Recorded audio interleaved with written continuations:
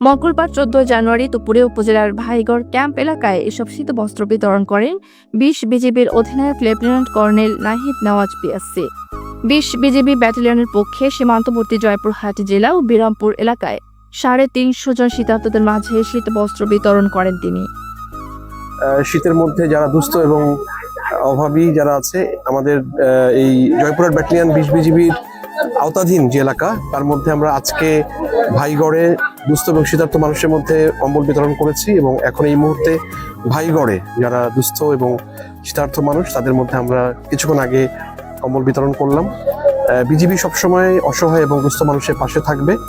এছাড়াও আমরা সীমান্তের আমাদের যে ক্লাসিক্যাল যে রোল, সে দায়িত্বে আমরা সার্বক্ষণিক নিয়োজিত আছি এবং এই মুহূর্তে আমাদের সীমান্ত নিরাপদ আছে। আমরা আশা করব যে আমাদের ভবিষ্যতে আমাদের এই প্রয়োজনে আমরা আমাদের এলাকার, আমাদের নিয়ন্ত্রণাধীন এলাকার যারা মানুষজন আছেন, দুস্থ আছেন যারা, তাদের পাশে বিজিবি সবসময় থাকবে এবং সর্বোপরি বিজিবি হবে সীমান্তের আস্থা এবং নিরাপত্তার প্রতীক। এই ব্রত নিয়ে আমরা আমাদের কাজ করে যাচ্ছি এবং আগামীতে আমরা আমাদের কাজ চলমান থাকবে। ধন্যবাদ।